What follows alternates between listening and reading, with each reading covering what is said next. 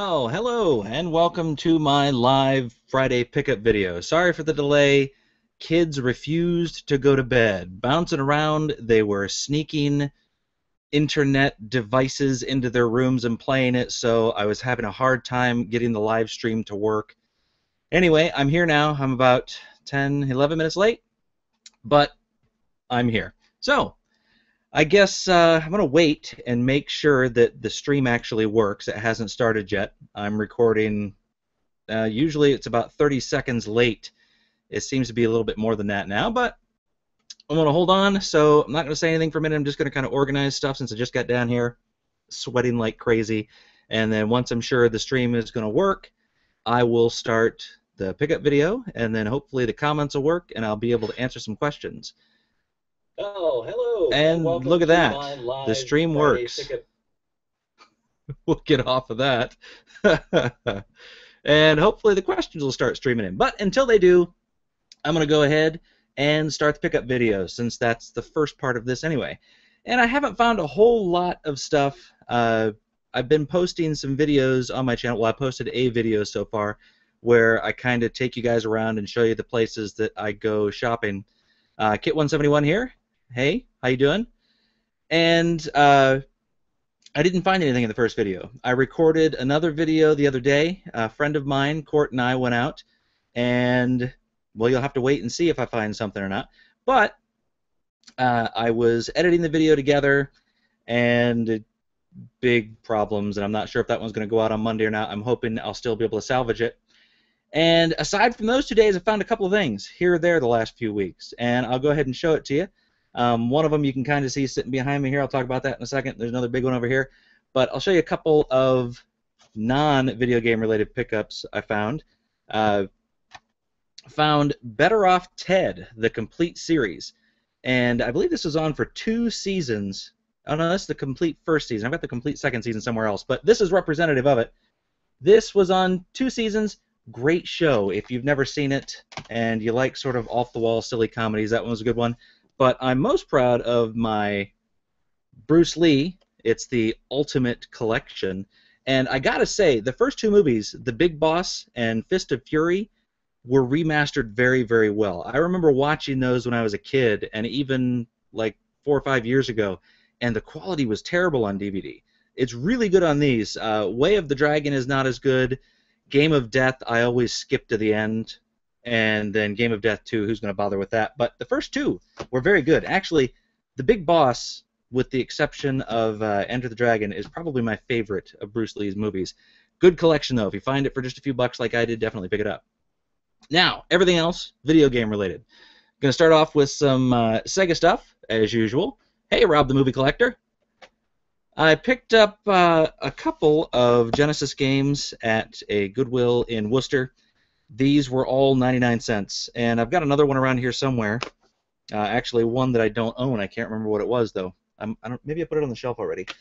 But just sports titles, so I can reuse the cases. Evander Holyfield Boxing, another Joe Montana Sports Talk Football 2. I've probably got, or I've had 10 or 15 of these in the past that I've scavenged cases from. And then probably my 25th NFL Football 94 that I'll scavenge the case from.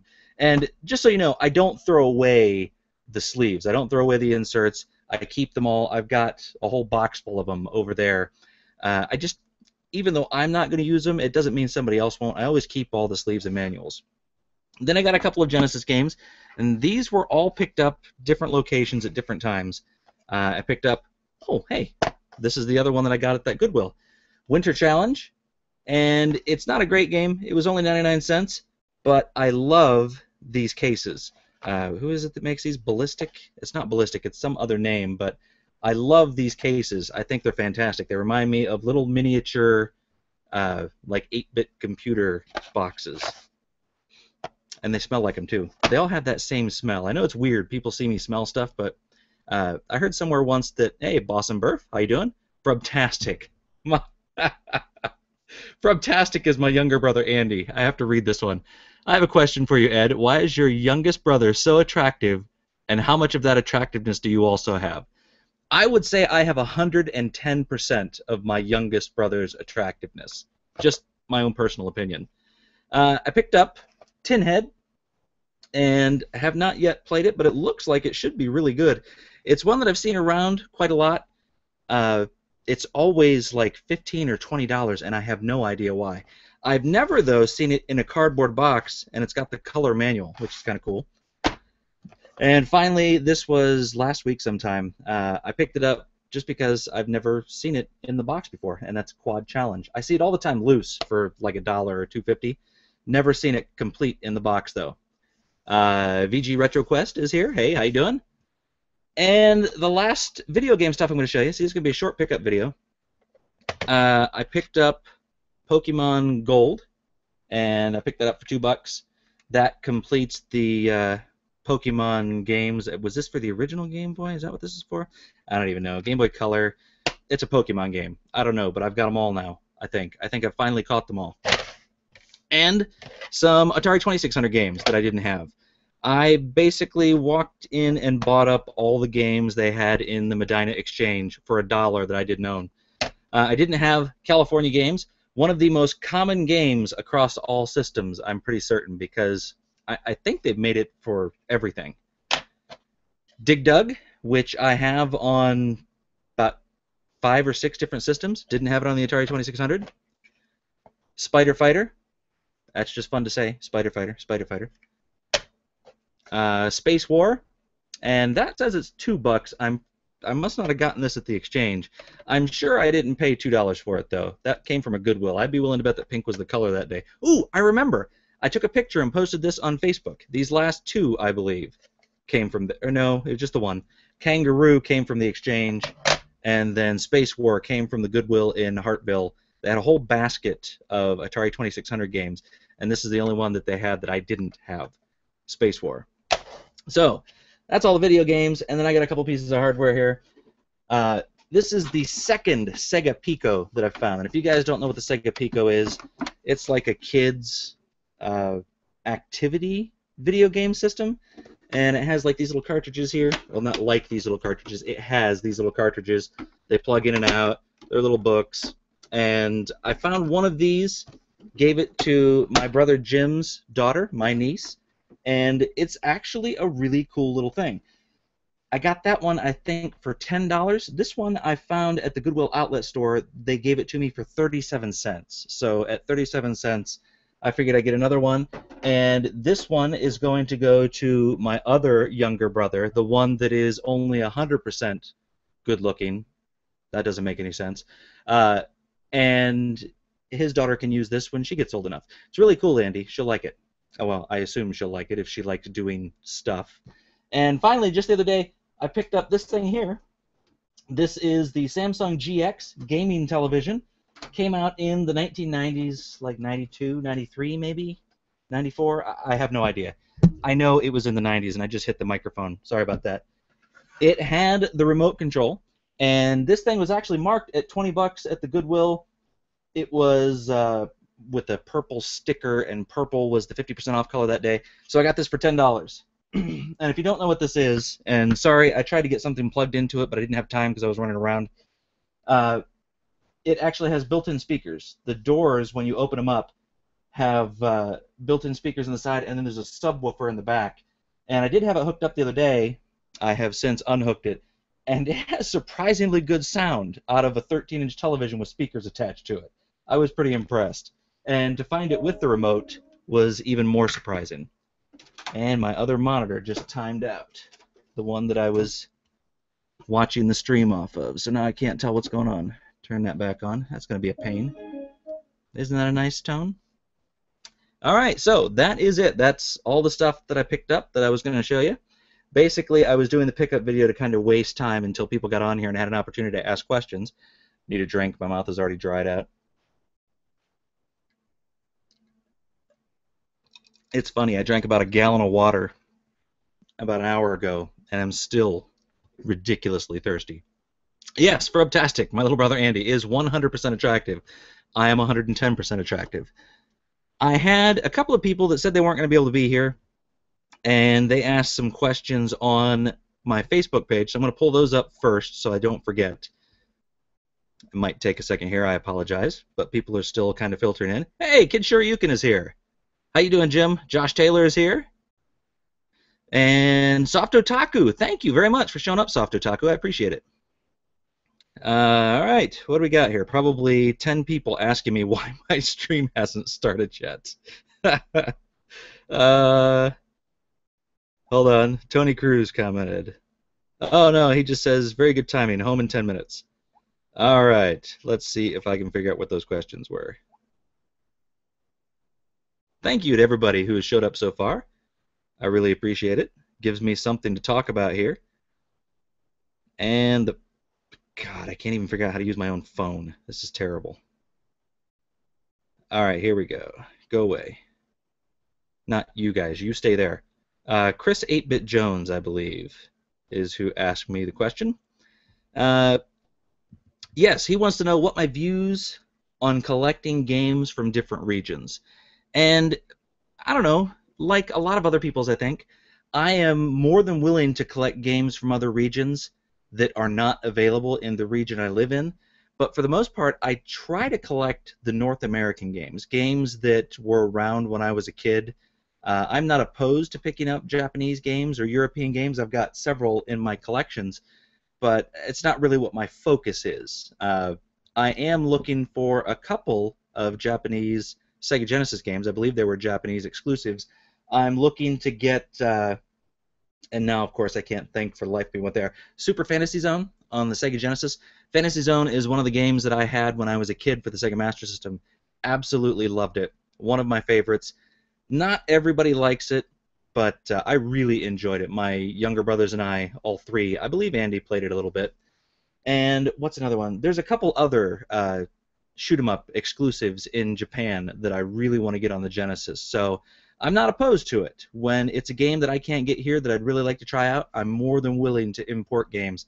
It's just not something that I really focus on. Honestly, it would get very expensive very fast if I worried about collecting games from other regions. I've got enough games here to last literally the rest of my life already. So, I don't know. Not something I'm going to jump out and collect a ton of games from other regions. So, there's that question out of the way.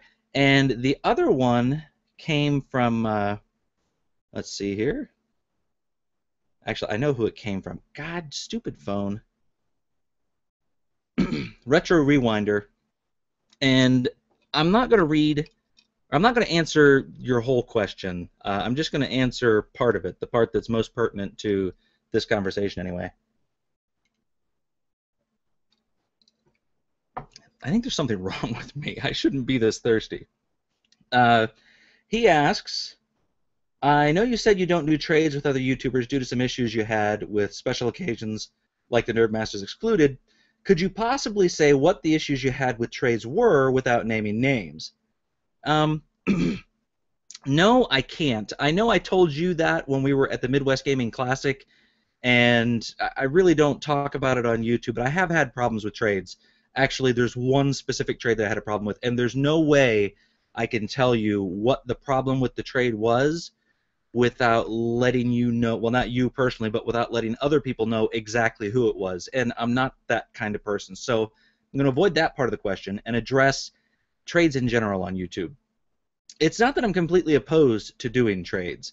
I don't mind doing trades. But it's very difficult for me to find somebody that has something that I want that is worth trading for. Usually, if somebody has something I want, it's one, maybe two items, and then having to pay for shipping and add everything, it's just not worth my time. For me, unless it's a really rare game, it's not worth it to me. And to make the trade even, I would have to ship them, you know, they would ship me one game, and I might have to ship them a huge box full of games to make it an even trade, but then I've got to pay the additional shipping. So it's not that I'm being selfish. It's not that I'm being difficult and I want more out of the trade. It's just that it's so hard to find something for me worth trading for that I don't already have, because there's not a whole lot that I want that I don't have in my collection now. So for that reason, trades can be difficult.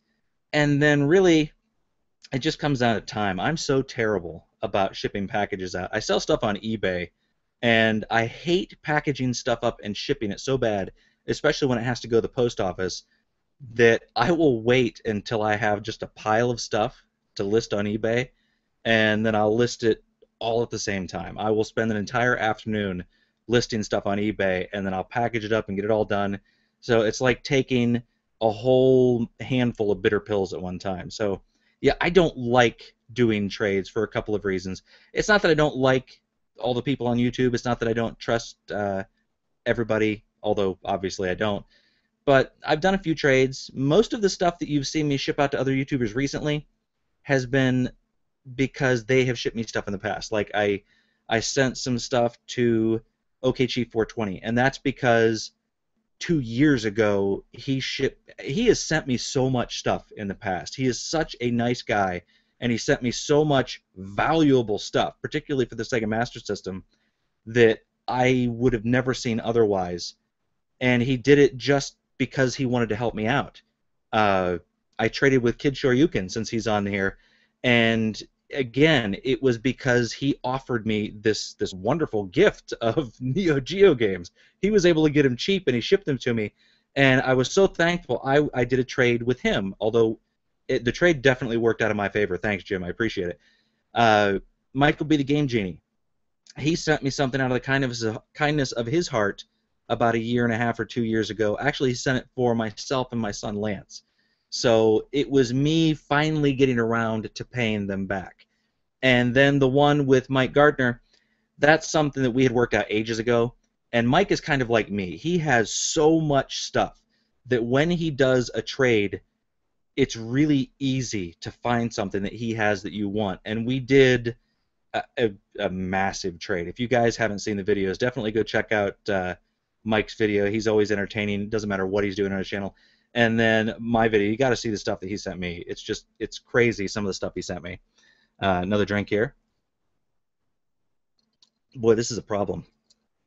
I'm going to run out of something to drink long before my mouth is no longer dry. So that's it. Now we'll get on to the questions here. I'll start from the bottom and work my way up. Lots of hey Eds. I already answered Frubtastic's question. NFL football games are crazy common on the Genesis. Yes, they are. That's from VG RetroQuest. Oh, God, I'm so dry. Yeah, I've got so many Sega Genesis football games and baseball games that I have scavenged for parts. It's great, though. Soft Otaku, woohoo, watching in Japan. Got that Bruce Lee collection in Taiwan, but not for $2 direct. I didn't pay $2 for it either. I actually paid $6 for it, I believe, but it was worth all $6. I probably would have paid $20 for it and been happy. Kit171 says, Tinhead is awesome. Can't seem to find it anywhere, though.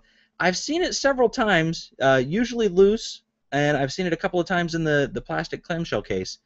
Then again, I can hardly find anything for the Genesis besides sports games anymore. Yeah, it's getting hard. I see a fair amount of Genesis games around, but they're either sports games or it's stuff that I've already got. It's getting really hard for me to find Genesis games I don't already own.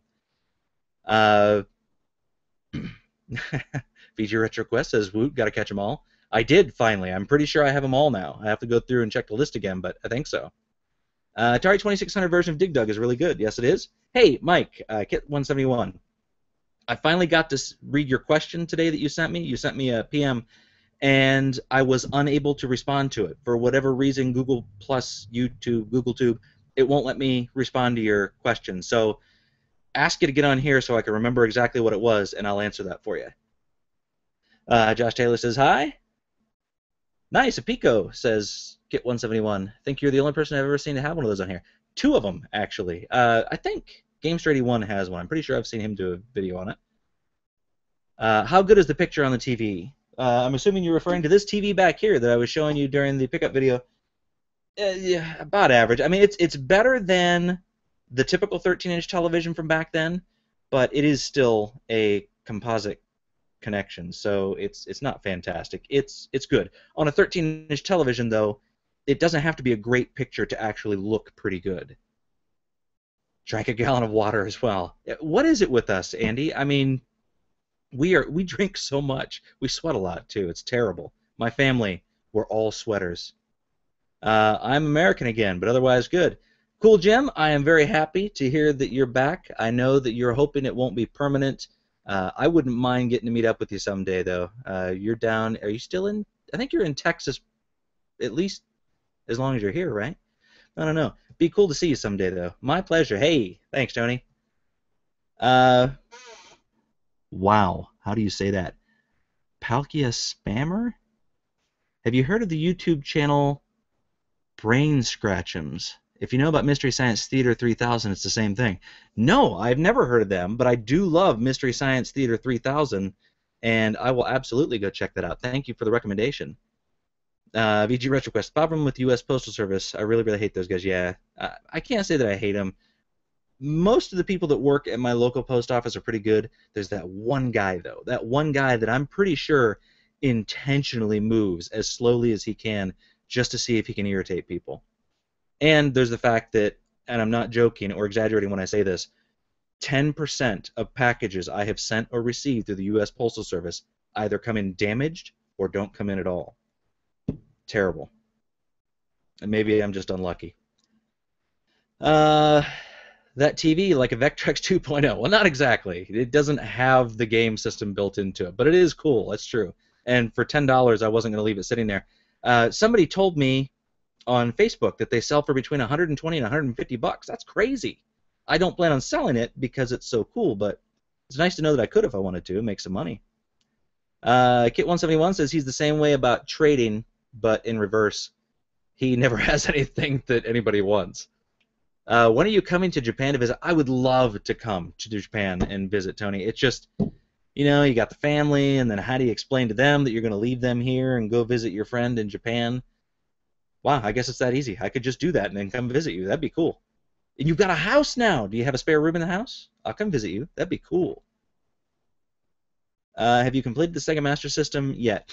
No. This is from, oh man, questions are updating quick. Simulation Junkie. Wow, that's a cool name. I like that. My little brother should be Simulation Junkie. Andy. Well, he shouldn't be Simulation Junkie. He should be, Emulation Junkie. He emulates everything. He loves video games more than anybody I know, but he hates spending money on them. True story. Have you completed the Sega Master System? No, I haven't. I have 112 games. There's 114, I believe, in the U.S. collection, which is what I'm trying to complete.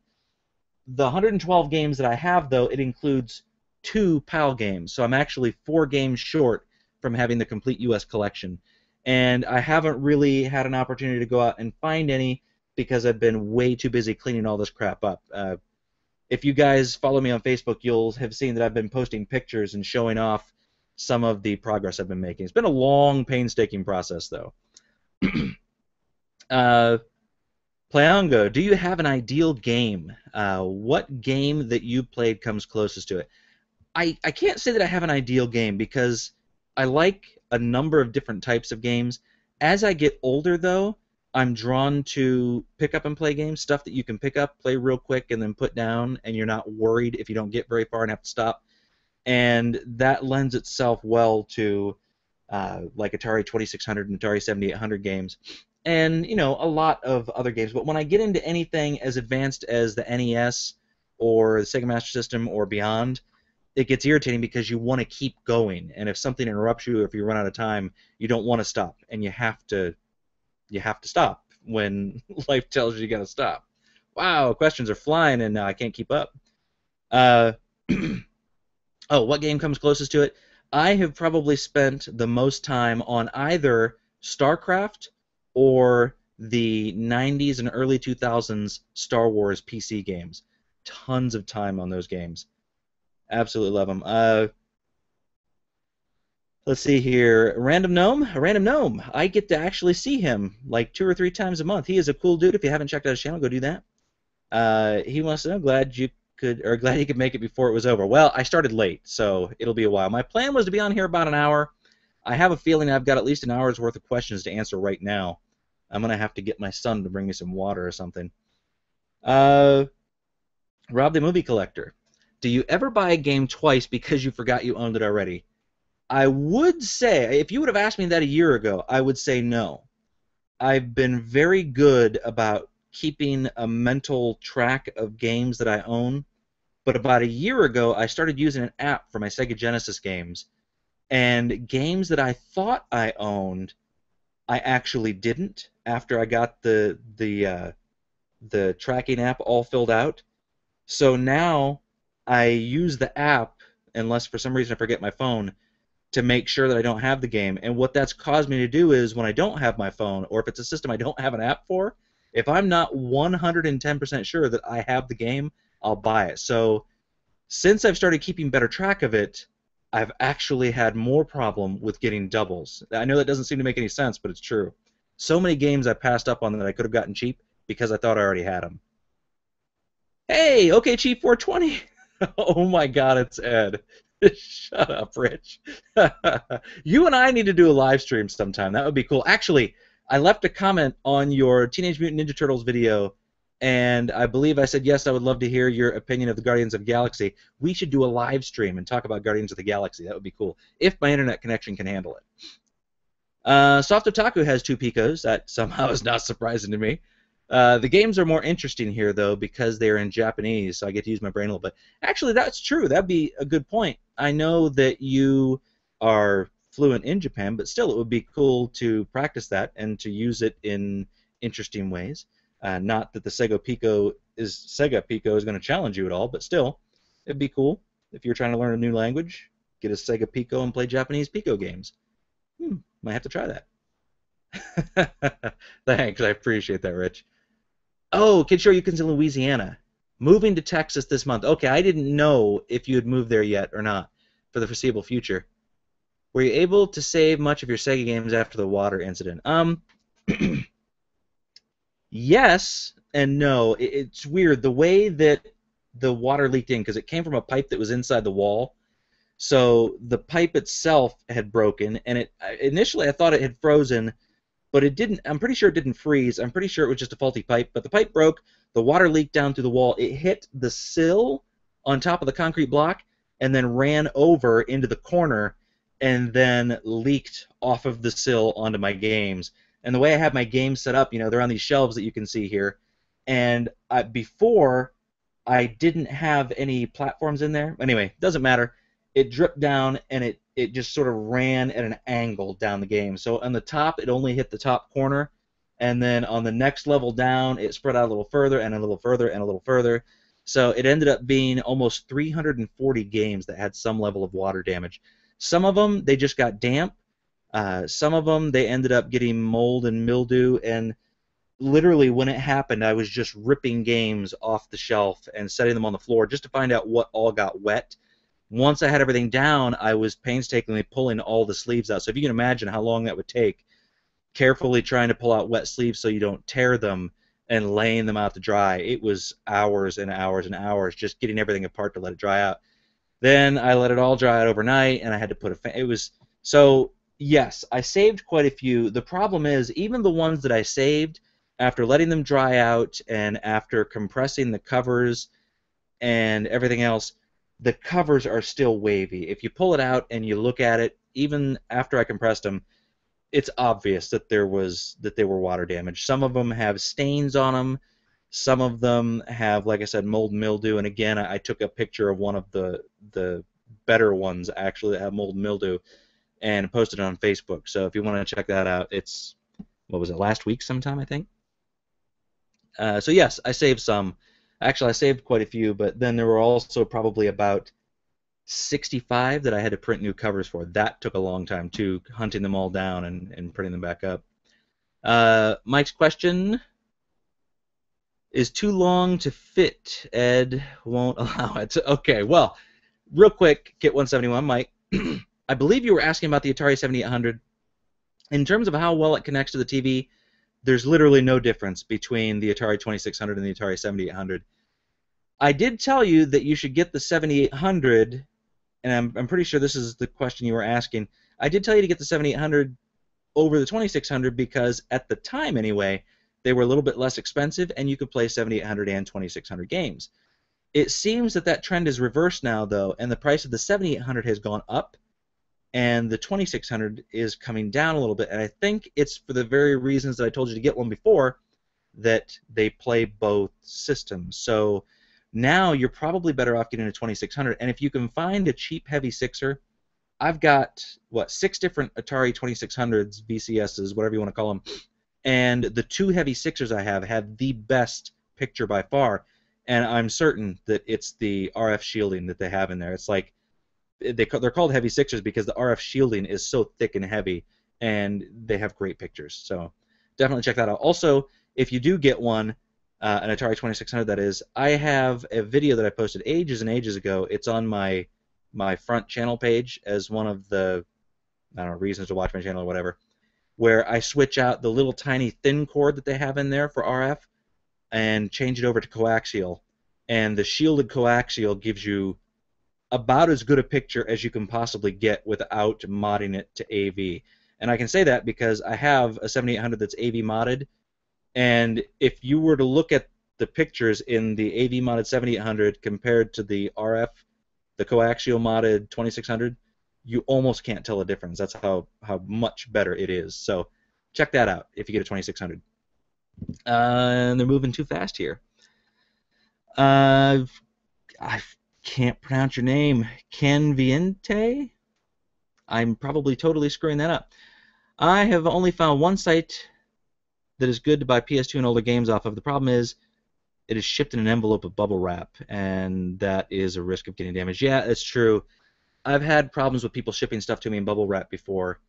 You have to be really careful. Bubble mailers like that, the paper ones, are not meant to ship anything other than envelopes or maybe not envelopes, papers or maybe a magazine. If you put something in it that has hard edges, they're going to almost certainly get tore at least a little bit, and in worst case scenario, they're just going to get shredded open, and that's been the case I've had with some of mine. And then they come in one of those little bags that says, sorry, we damaged your package, and, well, no kidding, it was in a paper envelope. Frubtastic asks, what if I were on YouTube? Would you dislike me? I would dislike the crap out of you. But you should totally start doing YouTube.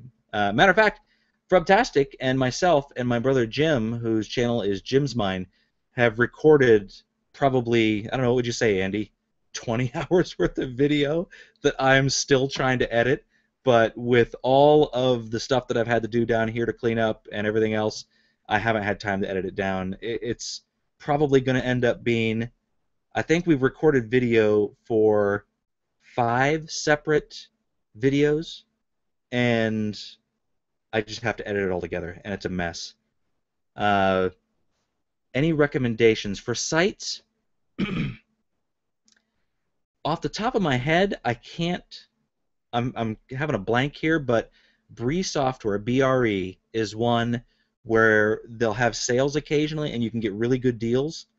I pretty well cleaned out their Genesis collection, and I usually post when they're having a sale on my Facebook page. So I know several people that have gone and bought out Nintendo, Super Nintendo, so that stuff you might not find much of. But if you don't mind collecting for the PS2, GameCube, Xbox, they might still have some of that stuff left. BRE Software. Don't buy, though, unless they have a sale, because their shipping is outrageous. When they have a sale, though, it's like 50 or 60% off, so you can still find some pretty decent deals there. Oh, man, there's several others that I could recommend. I'm blanking on the names of them. You know what? Hold on a second. I'm on my computer. Let me take a quick look here. My chair is so squeaky. Video game stuff. Oh, crap. I don't have it on here. I'm sorry. I don't have the bookmarks saved. They're on my laptop, which is upstairs. Yeah, I'm sorry, man. Bree Software is one to check out. If I remember, I will post it on my Facebook page. If not, send me a PM on YouTube, or better yet, send me a PM on my Facebook page. The link will be in the description, and I'll look them up for you, and I'll send them to you. So do that. That'll be easier. Soft Otaku, spare room a go-go, baby. All right. Come to your come to our wedding next May. Even though we're already married. I was going to say, you're already married. I remember the video. But you're going to have an official wedding. That's cool. All right, Mike, basically I was asking if the 7800 is rare. You know what? It's more rare than the 2600.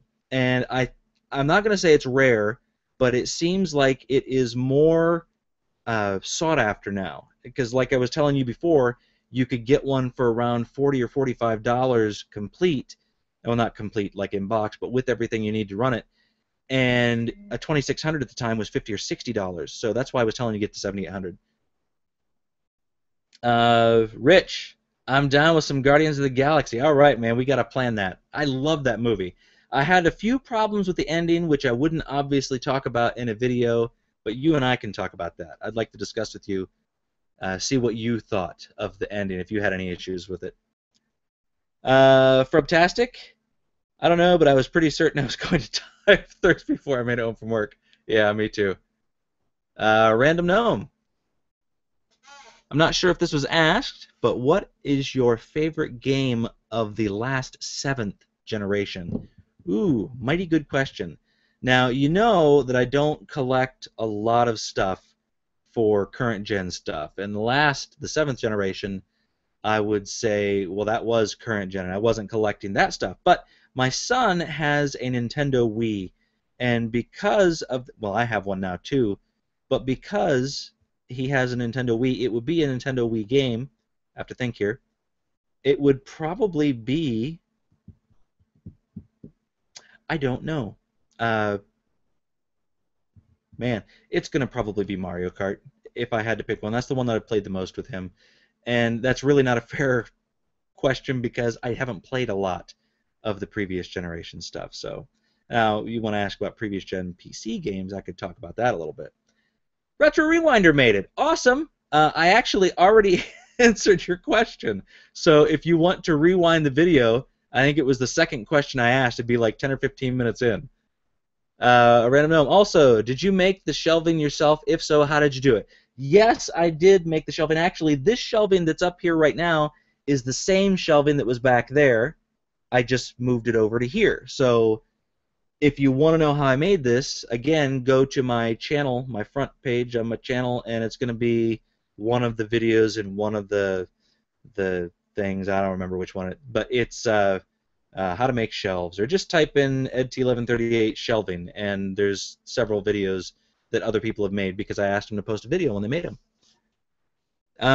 Your videos are bitchin'. That's from Liz Blizz Kiefer Max. Well, thank you very much. I appreciate it. Kit 171. I would still like to get one of the 2600 with the 6 switches. Can't find one of those either still. Yeah, you know, they don't really pop up often around here. And when they do, they're usually fairly expensive. So I'm imagining in New Jersey it's going to be just as bad or worse. If you're not going to go on eBay, it's going to be tough to find one, Mike. I'll be honest with you. I wish I had known that you were still looking for a 7800 because I just sold one a few months back. Got a lot more for it than I was expecting to. I think I sold my extra one for $125 with 10 games, I think is what it was. So they're going for a lot now, that's for sure. Frobtastic, too much Trine. Yes, I've had enough Trine. Trine is a great game. I had a lot of fun playing it. I don't want to play it again anytime soon, though. Mr. Dude 206, I have no idea what your abbreviations mean, dude. Tits or... Oh, I know what that means. That's right. Frobtastic, it makes me feel better. Mr. Dude 206, my boobs are out. Pocket Sparrow, where do you send fan mail? Where do we send fan mail? Oh, that's so nice of you. I don't know. I'm really bad about accepting gifts. If it's literally mail, if you want to send me mail, just like letters to talk, that's cool. I like getting letters. I will be happy to read it and whatever. But I actually have a P.O. box, and I think... What is it? It's P.O. Box 197 in Maslin, Ohio, 44648. There you go. That's the only time I'm ever going to mention that. Because, you know, fan mail's cool. Write back and forth to people. That'd be pretty cool. Josh Taylor. Favorite Sega Genesis model? Well, it's the high-definition graphics Genesis Model 1. It's the first one I had. Specifically, I had my little brother Jim insists that I'm wrong about this, but I could have swore I had the Altered Beast model, which is what I have behind me. The one that was shipped originally with the Altered Beast, and it has it actually has the Mega Drive, the Japanese Mega Drive Altered Beast cartridge in it, in a Genesis model on the picture, because it hadn't been released over here yet. So I'm assuming they took the picture before they had even made the Genesis cartridges. But that's the one I thought I had. He insists that I got the Sonic the Hedgehog version, which would have come out years after. And I'm pretty sure I got the Genesis the Christmas after it launched, so that should have been the Altered Beast model. Thanks, Bud, for the game site recommendations. No problem. Like I said, send me a PM on Facebook, and I'll be more than happy to get you a couple of them. Mr. Dude 206, hi, Ed.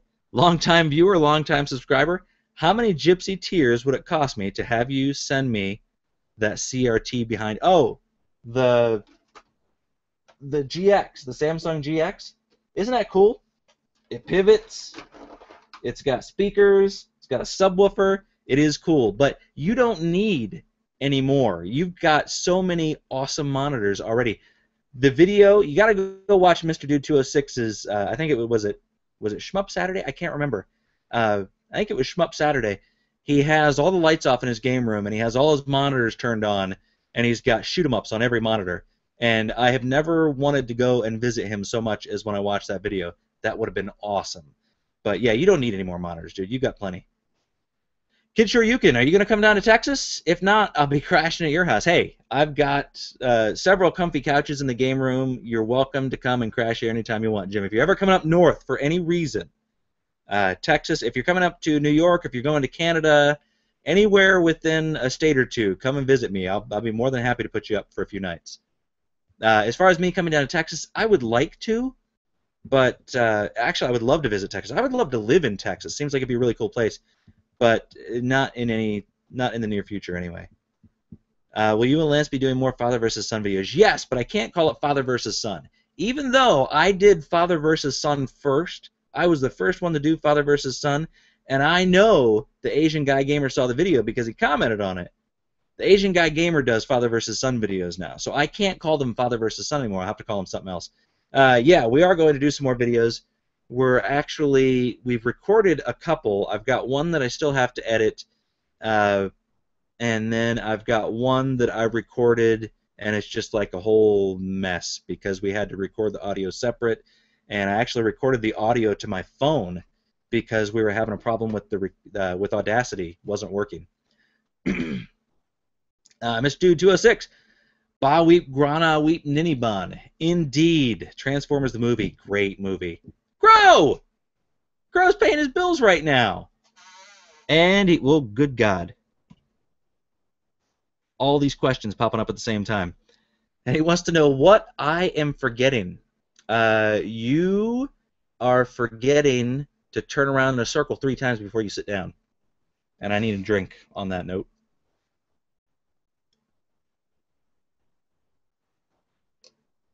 Now I'm in trouble. It's all downhill from here. Retro Rewinder, do you have any recommendations for cheap lighting solutions for videos? I struggle with my lighting for videos, especially when using a green screen. All right, I can tell you right now, when using a green screen, it is as important to have the green screen lit as it is you. I'm not a professional by any means, but I've shot several things on green screens for the videos my brothers and I are working on, and you want no shadows on the green screen behind you. So if you have tons and tons of lighting on you, but you're not lighting the green screen behind you properly, you're going to have issues. So what you want to do is you want to have lights behind you, between you and the green screen, on the green screen. And you want to try and have them even. Then you want to have more muted light on you, and you want to try and light yourself evenly from all directions, because shadows, when doing chroma key, will make things so much more difficult to work with, just in my own personal experience. So even lighting, you don't want any shine, you don't want any shadow, and you want to make sure the green screen is lit and has no shadow on it. In terms of simple lighting, yeah, you want to avoid direct lights. I have this light here that is on, and I just broke it. All right, that's going to be a problem. 1 second. I had this light that was attached. It is now broken, and I'm going to have to turn it off and set it on the floor. Oh, that sucks. So yeah, I had this light, and then a trick I learned from the Game Chasers. You, like I do, go to thrift stores, Goodwills and the like, and you get these little white bags, or you go to Walmart and you get, well, they have gray bags, that's a bad example, but you get these white bags, and you put them over top of your lights, and it diffuses the light. They showed that in a video like 2.5 or 3 years ago, and ever since then I've been doing that. It works surprisingly well. What I've noticed that it does is you don't get the hot spots. Like if you try and shine a light directly on you, you'll get these hot spots where you almost look white. And again, if you're trying to do chroma key, that's terrible. So muted lighting, and I mute my lights when they're not broken with plastic bags. They work great. Oh my goodness, I can't believe I just broke that light. Although the lighting's not awful, thankfully. Big fan of your vids, Eds. Hey, thanks, Josh. I appreciate it. That is awesome. A random gnome. Oh wow, I'm a dope. The shelving video is how I found your channel. That's all right. I've watched so many videos. I watch so many videos all the time that I don't even know what I've watched and what I haven't watched. So I end up going and watching them twice. Okay, Chief 420. Hey, hold on a second.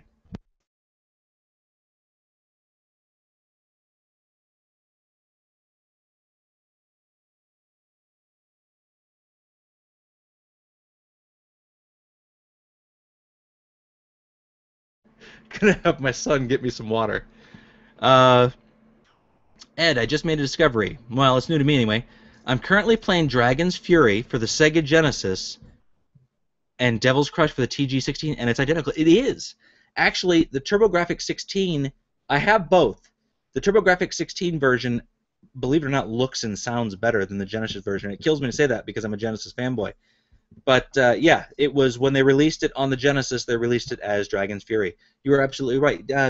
Was that a video you posted, or was that a post on Facebook? I just saw that you posted that somewhere, but I didn't pay attention to what it was. You are correct though. Josh Taylor, my Turbo Express recently died. Oh, you are my hero. Here, take this one and fill it too, and then bring it back to me. I'm serious. I'm going to end up downing this probably right now. I'll get back to that Turbografx 16 question in a second, or Turbo Express question.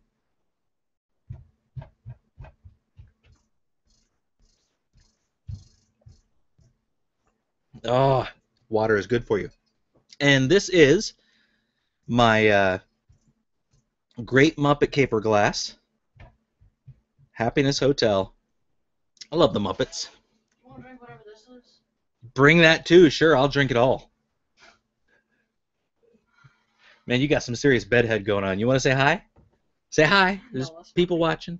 Uncle Hi. Andy's watching. How do you know he's watching? Because he's been talking to me on here. My Turbo Express recently died. When I put... Want a cup of water? No, I'm good. I should be okay now. Thank you very much, bud. When I put batteries in it, they get really warm. Any chance it could be fixed? Almost certainly. I'm not going to lie to you and say when I know what the problem is right off the top of my head. But if I had to make a guess, it's the capacitors. It's always capacitors. It's been a while since I've been into one. I've actually got one right up there that's in pieces. If I had time, I would take it apart and take a look at it. But look for capacitors where the power comes into it. Look and see if they're distended or if they're leaking, and replace them. Maybe that'll fix it. Maybe it won't. At this point, though, it's only going to cost you a few dollars to replace those capacitors, or a few more dollars if you want to pay somebody else to do it. And if it saves it, it's totally worth it, because the Turbo Express I've seen going for upwards of 150 bucks. So $6 in capacitors to try and fix it, definitely worth it. Which Laserdisc player have you ended up using as your primary, and any of the movies been a surprise?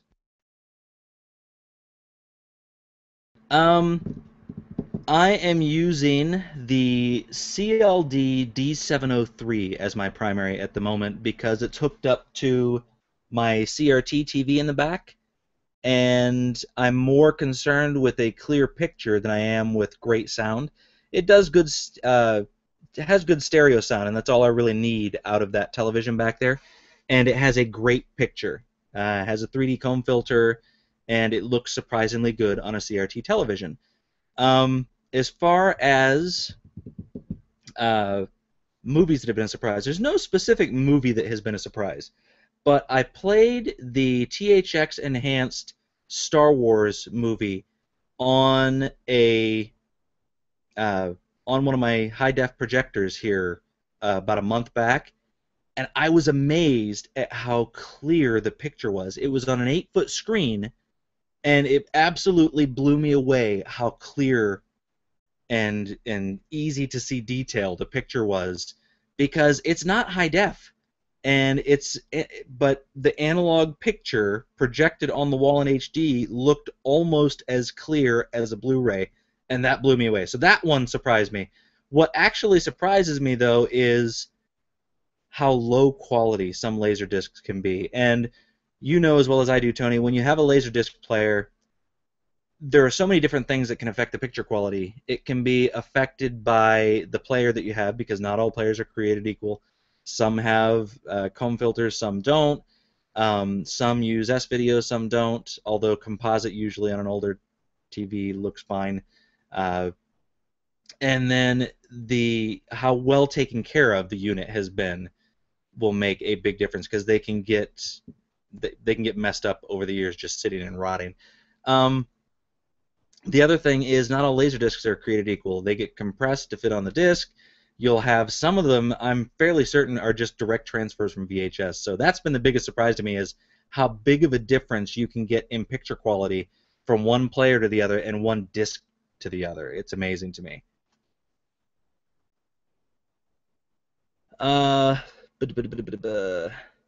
You think someday you might start collecting for Betamax? I actually have a Betamax player, and I do have some Betamax tapes, believe it or not. Actually, I've got about 20 Betamax tapes. Good movies, too, not just crap. Frobtastic, I remember you having only Sonic at first and no Altered Beast. See, you say the same thing. And he hated the Genesis at first, specifically because of the lack of Altered Beast. As much as I hate to admit this, I think Jim is right. No, Jim cannot be right. Jimmy is never right. Josh Taylor, did you ever have the Sega Channel? No. And to be completely honest, I knew nothing about the Sega Channel when I was a kid. I didn't find out about the Sega Channel until about 5 or 6 years ago. I was reading through an old magazine and came across the Sega Channel, and I was completely blown away by the idea that back then I could have been playing online games on my Sega Genesis. That shocked the crap out of me. The Game Chasers say, okay, I will. I don't remember what I said. Was that in reference to something else? Thank you. Please tell me what you're talking about. I don't know. Have you played Shovel Knight? No. That's from Biffer's Bargainaw. I'm sorry if that's your last name. I think it's Bargainaw. Close enough. No, I have not, but Mr. Dude 206 turned me on to the idea of getting it. He has it. He's supposed to be doing a review of it, so I can determine whether or not I want to get it. But it looks fantastic. It really does. Frubtastic, the Sega Channel was awesome, and no, we did not have it. Yes, I just said we didn't have it. Kit171, anything new with your arcade cabinet that you've been working on? New? No. At least not in terms of anything that I haven't already told people. I know I haven't talked about it much on my channel here, but on my Facebook page, I've posted quite a few posts, and yes, I have been working on them. Let me see if I can turn, and please excuse my mess. I'm rearranging down here yet again. But there are my 3 arcade cabinets, and the one in the back corner is my MAME cabinet. And I have been working on that. It is almost completely done. It will play games now, but I don't have the front end completely set up yet. I actually, the night that I got it working, I played Tempest for about 5 hours straight. I had to work the next day too. It was awful. I got it working at about 11:30 at night, and I played until 3:30 or 4.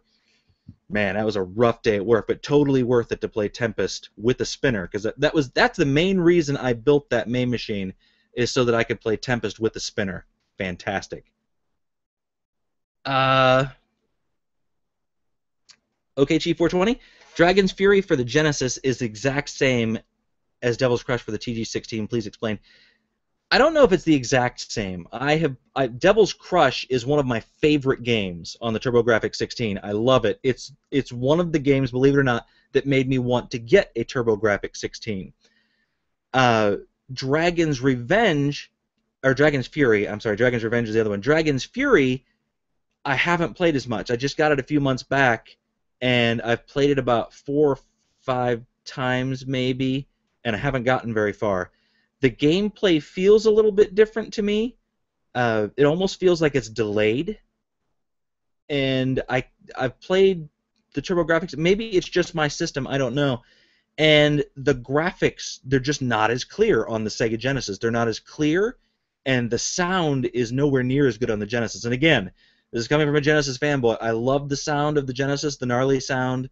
I've always owned a Genesis since I was a kid, but it's better on the Turbografx 16. So is Fantasy Zone. Much better on the Turbografx 16, and I hate to say that.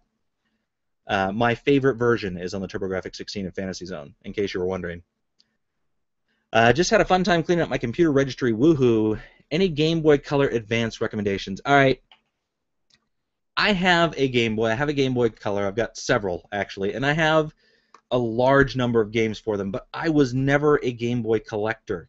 By the time I finally got a Game Boy, I was 32.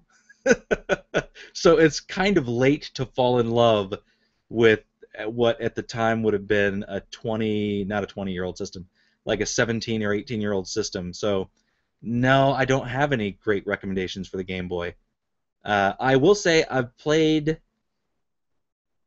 is it Gradius that I have on the Game Boy that was surprisingly good? Well, I'll just say that shoot 'em ups on the Game Boy are surprisingly good. I would think that normally when I play shoot 'em ups on handheld devices, it's so hard to see what's going on. You end up getting killed. But for some reason, the couple that I played on the Game Boy handhelds, they make the sprites bigger, and there's less on the screen, so it gives you a chance to actually win. Ever use the Sega Activator? No, I've never come across one. Ryan right now did a great video, though. His conclusion was that the thing was terrible, but that's really not fair. I mean, the thing's, what, 20 years old? Who knows? Maybe it worked great when it was brand new. Oh, I missed some questions. Kit171, question not about games, but I was wondering, do you like the show Burn Notice? I loved Burn Notice. I think it ended at the right time. I actually think it should have ended probably a season sooner, which is sad because I loved the show, but it was really getting kind of long in the tooth. It was the right time for it to end. Probably could have ended a season sooner and really gone out, I think, at its best. Is B.B. King the greatest musician of all time? If the answer is yes, which it is, why?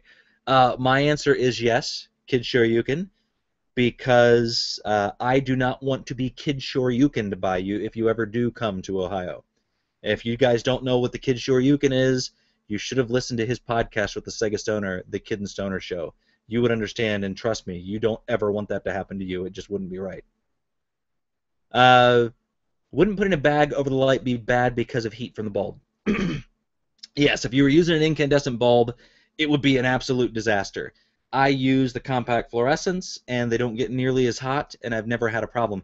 I don't leave them on there for long periods of time, because even though the compact fluorescent don't get as hot, it could still heat up, and it would just smell something awful. But no, I haven't had any problem.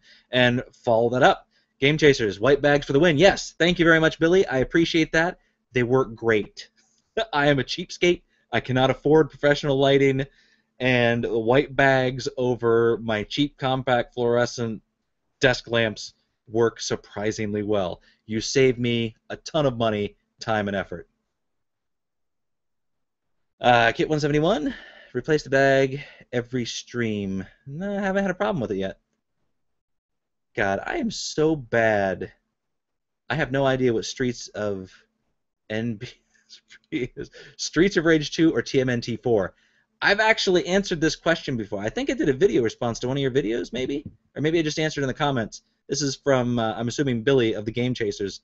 since he's talking about TMNT 4 and Streets of Rage. Streets of Rage 2, and Streets of, not that it's a better game, but I owned the Genesis growing up, and Streets of Rage 2 is a game that I rented. I never owned it, but I rented it, and it's one of those games where you sit down and you start playing it, and you play it straight through until you beat it, and the music was just fantastic in that.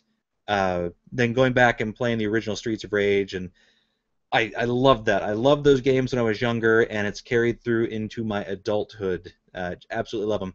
I didn't play TMNT 4 back in the day. My younger brother Jim had a Super Nintendo, but I don't remember ever having played that with him. So playing that as an adult, it's a great game. It plays very similar to the arcade game. Looks great, sounds great, great fun. I own it. I played it several times, but I prefer Streets of Rage 2. Again, it's the nostalgia factor. I go back, I play it, and I can't pick anything else over it.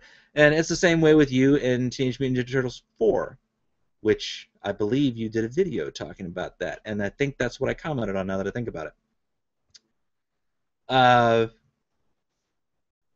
Thanks. You're welcome. Oh shit. My question ruined the lighting on this video. I don't know. You can kind of see me now. It wasn't great before. I'm kind of keeping it dark in here so that you can't see the mess behind me. Dat Harass is here. Yes. Hi. I don't know what you're saying yes about, but thanks for showing up. Filled with Malice says, Shantae for the Game Boy Color. Played on an emulator or 3DS. Awesome portable title. Otherwise, lulz, Link's Awakening. I'm assuming he's talking about the Game Boy games. My wife wanted to know if you like Golden Axe. It's her favorite game, and she says, hi. Hi, Josh Taylor's wife. I do, of course. I love Golden Axe. My only problem with Golden Axe is that it's a short game. It's a short game, and I hate that stupid little gnome with the nightshirt on. I hate that guy because he comes, and he takes your magic, and he takes your food, and you need that, and he runs off with it. And kicking him around is just not enough to satisfy my anger at him stealing my stuff. So yeah, Golden Axe, great game. It's just too short. That's my problem with it. You can play through and beat that game in, I don't know, I think I can beat it in 15 or 20 minutes, maybe less if I'm motivated. A random gnome. Oh, hey, Ed. I bought a Turbografx 16 a while back, and the video is really bad looking. Yes, it's terrible. It's not the RF cable. Any idea how to fix it? As a matter of fact, I have a video on my channel on the front page talking about a quick way to add AV to it. And I have several videos linked in the description of that video of people that have done similar mods, but a little bit different. Yeah, you know, watch the video. You'll see what I'm talking about. It doesn't require any soldering skills. I did some soldering in the video. You don't have to make it work, though. Watch the videos in the description if you don't like soldering, and they'll show you how to do it without soldering at all. Atari 8-Bit Game Hunter. Hey, how you doing? Mike Stankmask Gardner is here. What the hell happened to that Nerdmasters show? I don't know. There was this one guy, Mike Gardner, that was on the show, and he was just a pain in the ass to work with. Prima donna. He would come in completely unprepared, down a 40-ounce, and just start screaming at people. So I couldn't stand working with that guy. Die Harass, man alive. I love the Turbografx 16. So many really good games, not worried about what age bracket they were marketed to. That's true. But I would say the Sega Genesis was kind of the same way. It didn't market to a particular age group. It tended to skew towards older kids, but there were certainly lots of games that were fun for younger kids. Do you have that fantastic release of the original Star Wars on Laserdisc? Yes, I do. You're referring to the THX enhanced version of the Star Wars Laserdiscs before Lucas got in and started messing with them. Yes, I have those. I don't have the Trilogy Omnibus Edition Special Edition in the black case. I don't have that version of it, but I have the movies individually. So same quality, just sold individually. And then I have the bastardized, the Lucas bastardized version in the special edition case. And yeah, actually, that's the one I was talking about earlier, Mike, where I projected it with my HD projector and was astounded by how good it looked. Matter of fact, I have video of me projecting it, or not video, I have a picture of me projecting it on the side of my brother's house on Facebook. That might be my personal Facebook page, though, so you wouldn't be able to see that. Hey, see, Jara's here. We can start the show now. Yes, we can. You know what? You need to do a live show, man. I would watch a live stream from you. You should do that sometime. I don't think I've seen an overview shot of your basement. Looks like a good-sized room. It is about 26 by 28. So it's 26 across the back and then 28 feet long. It's not as big as your basement, and I haven't finished it. I like keeping the cinder blocks on the walls because it feels more like a cave.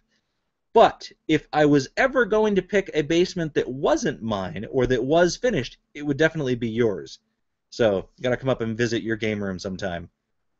Hey, Michael B. the Game Genie made it. Hey, I made it. I'm in the woods, but my phone, on his phone, but he made it. Streets of Rage 1 or 2. And when is the next Cold Medicine pickup video? Streets of Rage 2, because that's the first one I played. I played Streets of Rage 2 before I ever played Streets of Rage 1. And for those of you that have played Streets of Rage 1 and 2, you'll know that with Streets of Rage 2, they made the sprites bigger, they cleaned the graphics up a little bit, so going from the superior version of the game to the original Streets of Rage, I don't like it as much, but it's still a great game. Especially the opening sequence where you're kind of pan across the city in the original Streets of Rage with that music playing, feels like an 80s movie intro. And then the Cold Medicine pickup video. The next time I have a cold, I will do a medicine pickup video. And it wasn't all medicine. I alternated between my video game pickups and the medicine. And then I told you which medicines worked and which didn't. If you guys don't know what he's talking about, I did a pickup video when I had the flu. I had the flu for almost a solid week. And I decided I was going to shoot a pickup video on a Friday, and I showed off all the medicine I'd been taking for the last week. Josh Taylor, ever hear the Sega Genesis speakers? I've heard of them. I wish I could remember. Somebody did a response to one of my Top 3 Tuesday videos, and he showed them off, and I want them so bad. I looked them up on eBay right after that video, and they wanted like $60 or $70 for them, and I cannot justify spending that much money. But they would be cool. I would love to have them.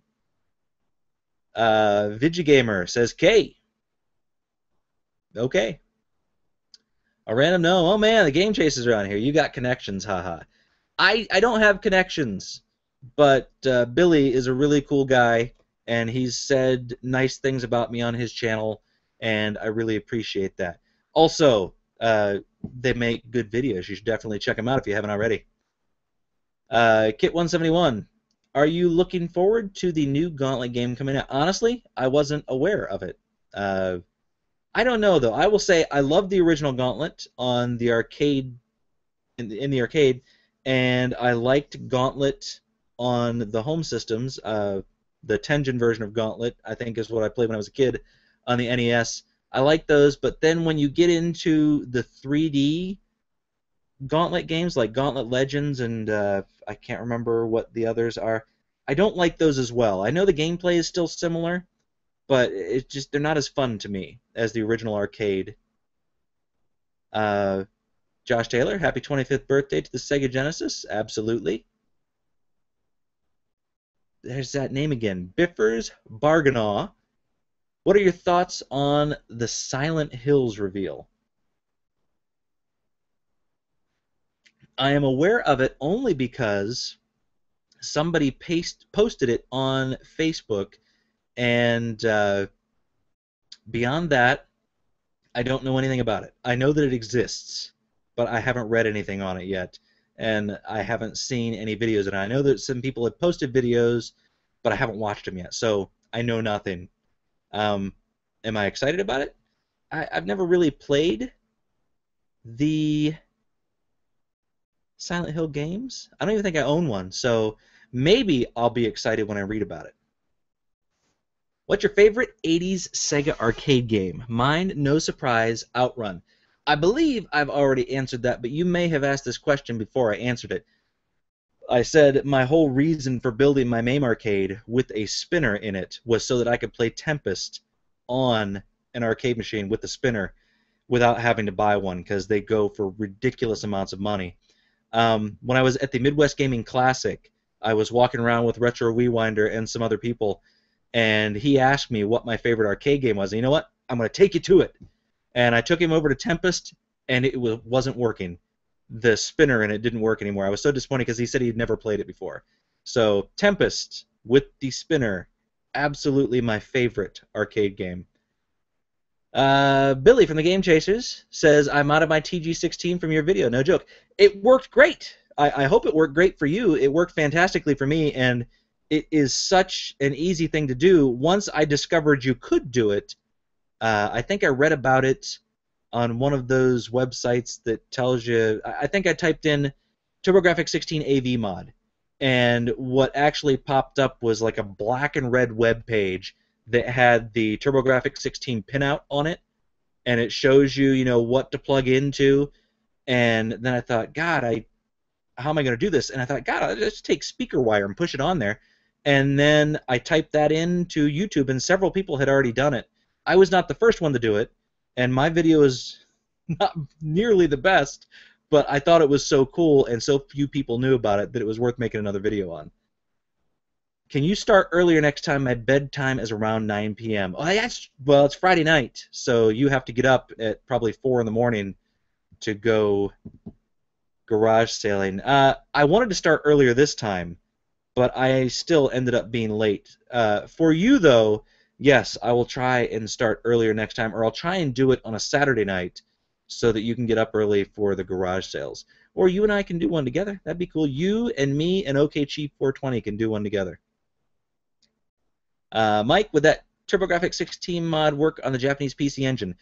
From what I've heard, yes, the pinout is the same. If it is not the same, you can go and look it up.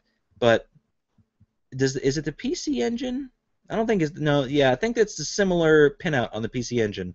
I'm trying to remember, though. One of them uses the Sega Genesis AV cable. I don't think the... I don't know. You know what? I'm going to back up on that. I'm not sure. I'd have to look. I know one of them uses the Sega Genesis AV cables, but I'm not sure which one it is. Who is your favorite Canadian? Just remember that CJR and Michael B. are present. My favorite Canadian, William Shatner. I love William Shatner. Everything he's ever done has been great.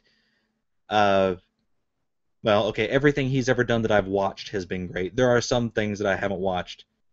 Even that stupid show he was on, Shit My Dad Said. I watched a show called Shit My Dad Said just so that I could see William Shatner. And the show was terrible. He was funny. So there you go, William Shatner. And I don't think I upset anybody. I would say that Mike and I could fight for S-Love, but I recently learned that Mike is a former wrestler. Yes, Mike is a former wrestler. He was the paragon of virtue. Best wrestling name ever. Does that mean you win, or the wrestling is fake and you were taken down? Ray Charles or Motley Crue? I like Motley Crue, but I would go with Ray Charles. Do you like Max Headroom, the adventure show and the talk show? I don't hate Max Headroom, but I didn't like him when I was a kid and he was on. So I'm going to go with I don't like him, but I like the guy that did the voice for Max Headroom. I can't remember what his name is off the top of my head, but he was on Honey, I Shrunk the Kids and a few other movies, and then he was in the show Eureka as, I think, a crazy Australian scientist. Soft Otaku says, what are some games that you keep coming back to just to relax? I love gaming, but sometimes I'm too tired for anything intense. I can't seem to get enough of Pixel Junk Monsters, which is a tower defense game. Games that I keep coming back to, there are several. in general, the games that I end up coming back to most frequently are games that I had and played when I was a kid. Anything that gives you that sense of nostalgia. Recently, or more commonly, I have been playing a lot of Mario Kart 8. Playing it with my son. I've played it with a few people online from YouTube. Crow111 kicked my ass. I came that close to beating him in one game, and I couldn't get it done. I was in first place until the last lap. I could see the finish line, and he came up and beat me at the last second. And then I watch his videos where he's playing, and he gets the crap kicked out of him by other people. So how bad must I be if he demolishes me every time? Yeah, Mario Kart 8 is something I've been playing quite a bit of lately. But games that I keep coming back to, yeah, things from my childhood. Fantasy Zone on the Sega Master System. Gangster Town, which is a light gun game. It's my favorite light gun game. Warlords on the Atari 2600. I love Warlords. Yeah, I'll just go with that. I'll go with games that I grew up with. You know, things that I'm nostalgic for, things that make me comfortable are games that I grew up with. I'm not going to lie, I was disappointed with your Streets of Rage answer. Haha. I did wrestle, but now I have trouble wrestling myself off the couch. Yeah, you and me both, Mike. I definitely have got to lose some weight. I've lost a little bit. I lost about 12 pounds. And I was on track to lose probably another 20. And then I decided I liked food too much. And I'm stuck here at 12 pounds lost. Soft Otaku, casual game for me would be Magic the Gathering Battlegrounds.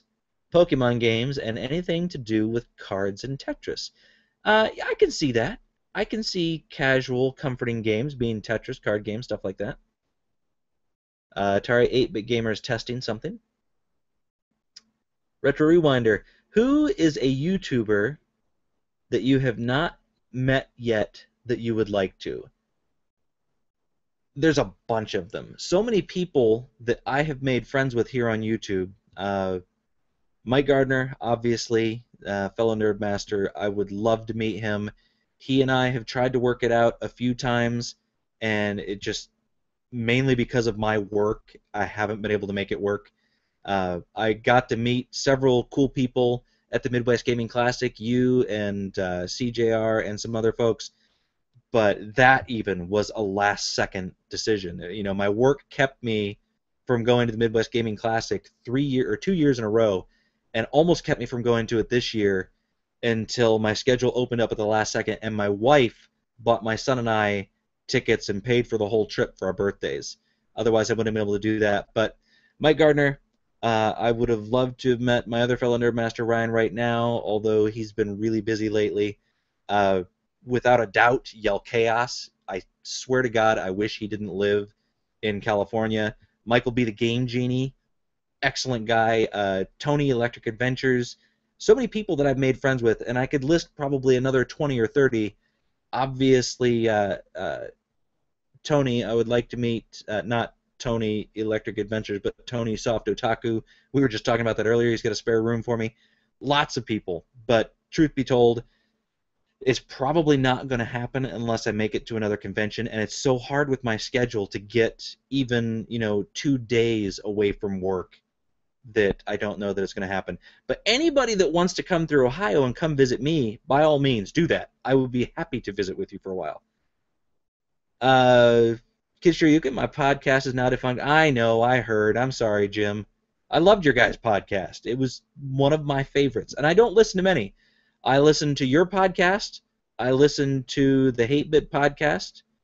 And I listen to the Thrilling Adventure Hour podcast. If you don't know what the Thrilling Adventure Hour podcast is, look it up right now. You can get it, I'm assuming, through iTunes. You can get it on Podbay if you have Android. You can go to their website and you can download it directly. Thrilling Adventure Hour is fantastic. Star Talk Radio is another podcast I listen to, but that's pretty much it. So really, you are in the same category as Thrilling Adventure Hour and Star Talk Radio. So I would say you've kept pretty good company there. Are you drinking barbecue sauce? No. This is tea that I had brought home. It's Pure Leaf black tea with raspberry flavoring. That's what that is. Well, I was talking about having weight problems. Yeah, man, absolutely. I'm drinking barbecue sauce. I'm actually taking barbecue sauce intravenously while I drink this. Holy crap. Miami Vice Airwolf Knight Rider. Oh, can I have the theme and the helicopter from Airwolf in Knight Rider with Tom Selleck driving? There you go. That's what I want. What is your favorite game find to date? My favorite game find. I found Earthbound twice. Once with a Super Nintendo and like a couple of games for $20, and then once for $4 at a Goodwill. But that is not my favorite game find. My favorite game find, I walked into a Goodwill with my friend Eldon, and in the front case it was filled with Sega Genesis and NES games. And that is my favorite because I was just so shocked to see all these games there. It is about a half mile from a retro video game store in one direction, and then about a mile from a retro video game store the other direction on the same road. So the idea that I just happened to walk, and it's not anywhere near my house. We made a special trip out there. The idea that I walked in there and found all those games before those two video game stores could find it, that is my favorite. And there were really good games. I got Streets of Rage 3 in that, Shinobi 3, oh, God, Gary's, a whole bunch of fantastic Sega Genesis games. That will be my favorite. And I believe I got video of that. It's in one of my pickup videos. I couldn't tell you which one it was, though. Quite ironically. Were you surprised to see me here for this live stream? No, I was not surprised to see you at this live stream, Mike. I was expecting you to. I expect you to be at every live stream that everybody ever does. Best Sega Genesis item you found in the wild. Alright, the best find would actually be for the 32X. I found Spider-Man Web of Fire for $8 loose at a used video game store. Caught him slipping. What game would you say that you are most skilled at or really good at? Honestly, Mike, I am terrible at video games. For the most part, I am no good at any video game I have ever played. My two younger brothers can beat me at almost any game in existence. I used to be really good at Warlords, but we played it on New Year's Eve, and my brother Andy beat me. Hell, my 72-year-old mother beat me. There's video of that. If you go back around New Year's Eve, you'll see video of my little brother playing my mother. They were playing each other because they had both just beaten me. Stanley Cup Hockey on the Super Nintendo is probably the game that I'm best at. I can beat anybody every single time. At least anybody I've played so far. What the hell? Google sucks. Won't let me comment. You just did. That's from Mad Waba. Mad Waba. Awesome name. Mad Waba makes the best toy videos on YouTube, hands down. I love his videos. Weird that we can see that. What can you see? Can you still see me? Is my video still working? It didn't work last time I did one. Quite ironic, actually. Yes, indeed. I'm having a hard time keeping up with these conversations. I think we should all get out to MagFest this year. I would love to go to MagFest. Mike and I have been talking about going to MagFest for the past 2 years. And again, it's my schedule that didn't... Well, the first time it was my schedule that wouldn't allow it. This last year, what the hell, man? They had MagFest, what was it, on January 2nd? It's right after the holidays. My kids are home. I couldn't go to MagFest then. That was so stupid. Why they couldn't have made it a week later. A week later, I might have been able to go. Big might, though. Who wins in a battle to the death? Ken from Street Fighter, Hagar from Final Fight, Blaze from Streets of Rage, Mario, Raphael, Teenage Mutant Ninja Turtles Raphael, the Dwarf from Golden Axe, Shaq from Shaq Fu or Alex Kidd. My temptation is to say Raphael, because of all of those people, he is the biggest badass. Yes, even over Hagar from Final Fight. However, I'm going to have to go with Shaq from Shaq Fu, because that's a big-ass dude, and he is real.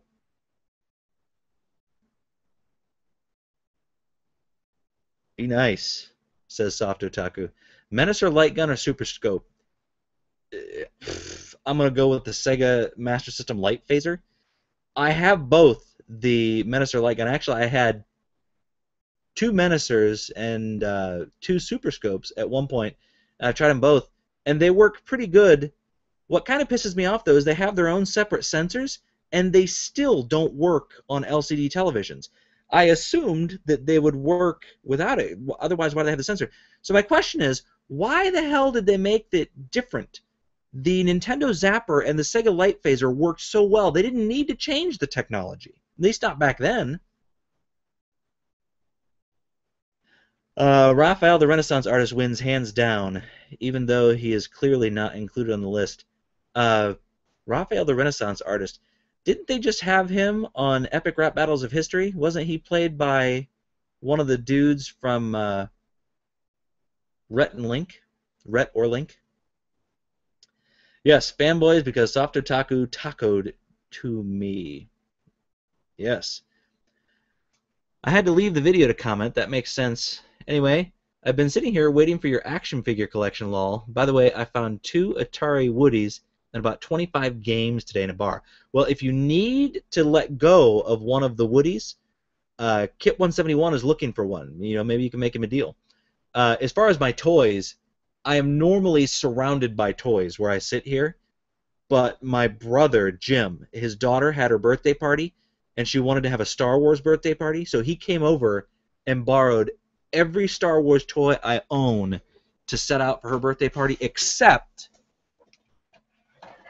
Slave 1. Oops, and Slave 1's door is going to fall. This is the only one he didn't take. And, you know, labels are a little bit up, but he had one of these already. Otherwise, he would have this as well. So this is the only Star Wars toy I have here at the moment. He has got all the others. Action figures, the 12-inch tall dolls. He's got my Millennium Falcon. He's got all kinds of stuff. The Imperial Shuttle. It's by far my favorite. That thing is massive. Speaking of William Shatner, have you watched Tech War? I haven't watched Tech War. I read the first Tech War novel years and years ago, and I remember kind of liking it. I actually have the first one of those on Laserdisc. Is it any good? I don't think I've ever watched it. Where the heck has Weekend Game Guy been? I don't know. Well, actually, I know a little bit. I know he's been without internet, but you know that. You're just asking that because you wanted me to answer and make fun of him. But I like the Weekend Game Guy, and I am still, if you ever happen to watch this Weekend Game Guy, looking for a copy of Star Wars Arcade for you. Every time I see one, I check it out. I told you that I could get you a copy for around $5 complete. I found them all over the place around here for $5 complete. Now they're $15-20 loose around here. It's insane. What is the most annoying character you have ever seen in a game? Easy answer would be that stupid dog from Duck Hunt. Is that from Duck Hunt? Yeah, it's from Duck Hunt. I'm gonna go with, and I have maintained the same answer since I have been on YouTube. The gnome from Golden Axe is the most annoying character to me. How's it going, Ed? It's going great. That's from Treetall 3. Stream won't play for me. I'm sorry, Mike. Is the stream having problems with anybody else? I'm just curious. I don't know if it's working or not. It shows up here on my screen, but I don't know. It's weird. With any other streaming service I use, I can't see me, but with this Google Hangouts thing, I can see me, and it's a separate stream from the stream you guys see. Kit171, Classic Navi, and pretty much, oh, he's talking to somebody else. My mother's 71. Don't feel bad, Ed. I'm pretty much bad at games too, with the exception of a small few. Atari 8-Bit Game Hunter is testing again. Atari 2600 is the greatest system ever. I'm pretty sure that there are a few people that would argue with you on that, Mike Farkas. I will not be one of them, though. It was my first system. I owned it with my older brother. My younger brother Jim was too young to even remember it when we first got it. And my two older sisters weren't interested in it. So Joe and I pretty much had it to ourselves. And I have some of my fondest gaming memories are of that system. So I will never argue with you about that, but many people would. Filled with Malice. Real life from what I've gathered from Weekend... Oh, I won't read that. Yes, that's exactly right, though. That's what I've heard from Weekend Game... Hiccups. From Weekend Game Guy as well, and the internet issues. Atari, there is no delay. He is just reading every comment. Problem is solved. I am reading every comment. I'm reading them and trying not to read them all out loud. William Shatner is in an attorney commercial here in Madison, Wisconsin. I'm a glass holding 50% of its maximum capacity kind of guy. That's what Kid Sure You Can says. Well, I'm assuming you're referring to a glass being half empty or half full. And truth is, for those of you that don't know, if you're ever asked whether a glass is half empty or half full, the answer is it is completely full. It is half full with water, and the other half is filled with air. There you go. Completely full. I've been trying to get a Menacer for the longest time. Yeah. Me too. And then I got one. And now I don't need to find it anymore. I've been hoping to find a Vectrex. Everybody, Mike Farkas, has been hoping to find a Vectrex. I finally got so desperate I bought one on eBay. But I camped on every Vectrex auction on eBay for about a year and a half until I finally won one. It didn't have a controller. I won it for $50 on eBay, and I think it was like an additional $15 shipping. I got it. I turned it on. It powered up, and I couldn't play the game because I didn't have a controller. But what is it called? Mindstorm. When the ship comes in and drops the mines, if you've never seen one in person, it is the most captivating image. I've played the Vectorgraphics arcade games. They don't look as clean and crisp as a Vectrex, a properly working Vectrex. That thing was amazing, even though I couldn't play it yet. And then I ended up picking up a controller, broken one, for I think $20 on eBay. So $70, I got a Vectrex and a controller, and then I had to repair the controller. And I did a horrible job. Mechanically, it worked fine, but it looked hideous by the time I was done. There's a video of that, how to repair a Vectrex controller, on my channel somewhere, too. Can I have that TV? No, you can't. The stream keeps fading in and out for me, and I keep having to turn it on live again. I'm sorry, guys. If the stream is going in and out, let me know, and I'll stop. Do you like Shining Force 2? That's from Josh Taylor. I've never actually played Shining Force 2. I just, a couple months ago, got Shining Force CD, and I haven't had a chance to sit down and play that through. I turned it on and watched the intro, but I haven't played it yet. So I guess to answer your question, I don't know. I've never played a Shining Force game yet because I've never owned one. Stream is weird for me also. Commenting on a laptop. Had to start watching you on a Wii U. Does it work on the Wii U? I'm getting issues posting more than one word. The chat room. How do I fix this problem? I don't know because I've never been in the chat room on one before.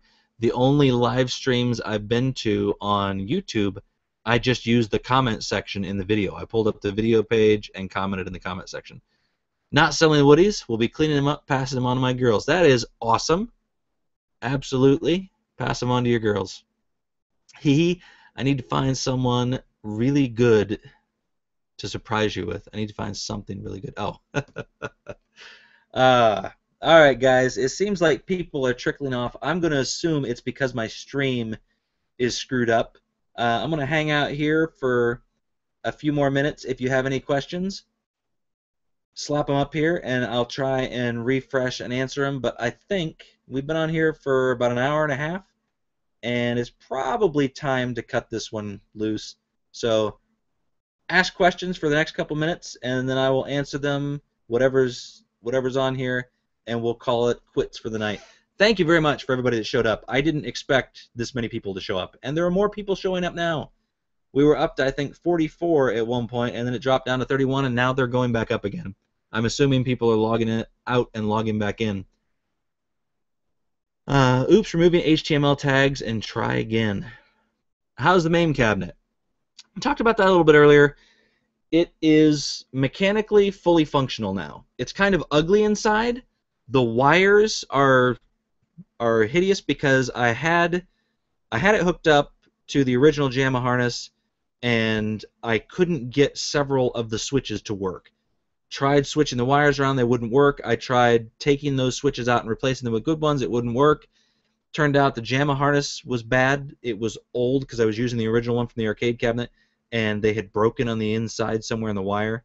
So I ordered a new JAMA harness. It was supposed to be marked. When it got here, it was Japanese, so I had to go through and mark everything individually, personally, and long story short, it works, but the wiring on the inside looks hideous, and I still need to set up the front end. But in terms of just opening MAME32 and playing games, works great. Very happy with it. Wow, question just flew onto the screen here. Any idea why I keep getting this error with regular text? I don't know, man. I'm sorry. I don't know enough about leaving the comments on here to tell you what's wrong with it. Billy club to the kneecap or horse fart right in the face? Well, that's a stupid question. Obviously, it's going to be the billy club to the kneecap. I would much prefer to be hobbled, possibly for the rest of my life, if the person swings hard enough, than being farted in my face by a horse. What is the strangest, most bizarre game you have ever played? For me, it's LSD on the PlayStation. Oh, shoot. What is it called? It's on the 3DO.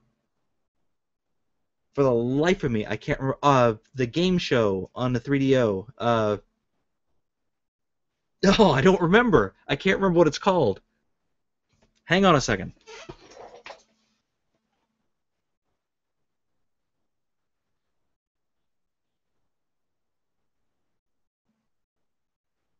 Twisted the Game Show.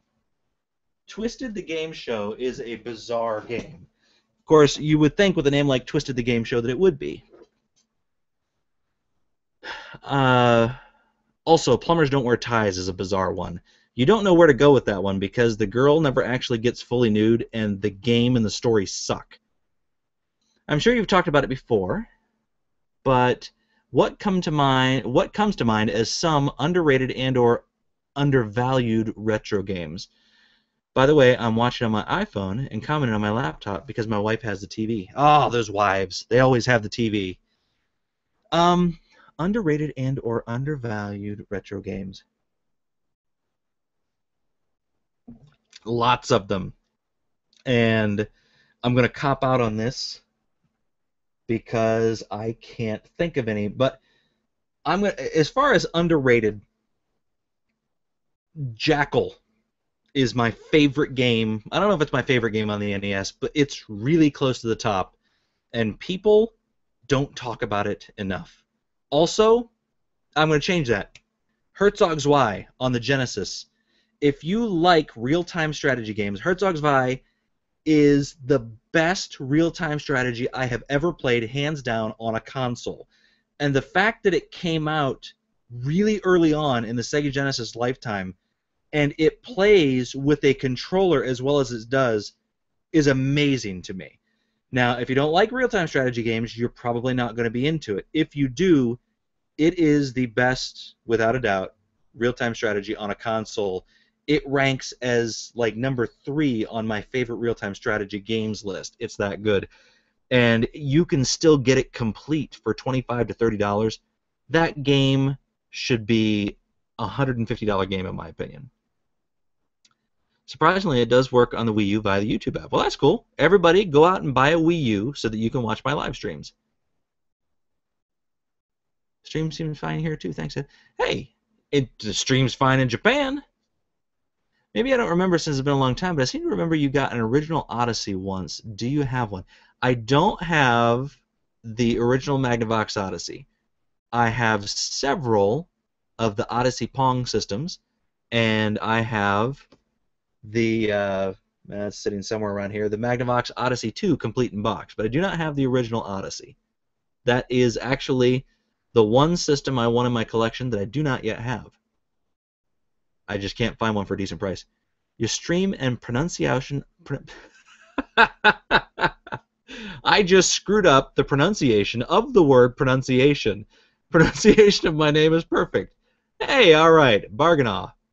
Is it your real last name? You know what? Don't tell me that. Nobody needs to know that. I'd take a horse fart every time. That's because you don't have... Never mind. Depends on what the horse ate recently. I'm assuming hay or oats possibly is what the horse would have eaten. How bad could that possibly smell? Can anyone in the room help me? You know what? If you just want to type like that, Atari 8-Bit Game Hunter, I can read that. Do you own the pink Justifier? I do not own the pink Justifier, no. Herzog's Vi is a fantastic game for the Genesis. Yes, it is. Yes, Jackal is such a great co-op game. I can remember my little brother had an NES, Jimmy, and I remember when he got it for Christmas, and I can't remember if it was Christmas or probably New Year's Eve. We sat up, he, myself, I'm pretty sure my younger brother Andy was there, but I don't remember how much he played. My older sister Trina and my brother-in-law Michael sat and played Jackal all night, and we would trade back and forth. Jackal, and I think he got RC Pro-Am the same year. We did the same thing with that, where we just traded back and forth, took turns playing. Great co-op game. RC Pro-Am, not so much a great co-op game, but Jackal is a fantastic co-op game. And I think with that, unless there is another quick stream of questions, we're going to call it quits for the night. I really do appreciate all you guys showing up, asking questions, taking an interest in what I have to say for some unknown reason. But, yeah, I really appreciate it. And I will see you guys later, unless, like I said, in the next 2 seconds, a bunch of questions pop up here. I think you ought to do one of these with Lance sometime. Actually, he wanted to be on this one tonight, but he's got to start school on Tuesday, so I'm making him go to bed earlier. But he was nice enough to bring me down something to drink. All right, nothing else has popped up, so let me do a quick refresh here. Oh my good God. Oh, okay, now we're good. All right, I'm going to answer. This will be the last question from Atari 8-Bit Game Hunter since he finally got something through. Ed, do you have any interest in a Philips Video Pack 7200 or the Odyssey 2 with a built-in screen? Well, I'll be honest with you. I would have an interest in it if I happened to come up on one, you know, somewhere like in a thrift store and it was a few bucks. I would probably have an interest with it if I came up on it in a game store for like 10 or 15 bucks. But I don't necessarily feel like I need to own one because I have the Odyssey 2 and there's a couple of good games on it, but I almost never play the thing. So as a curiosity with a built-in screen, yes, I would love to see one. Not something I feel like I need to own, though. All right, this one popped up. I know I said the last one would be the last question, but I'm going to answer this. Because Soft Otaku grew up on a farm, and he can handle a little horse gas, but his knees are important to him. And with that, we'll end this live stream. Thank you guys very much again for showing up. I really appreciate it. Maybe we'll do another one of these sometime in the future. You guys have a good night.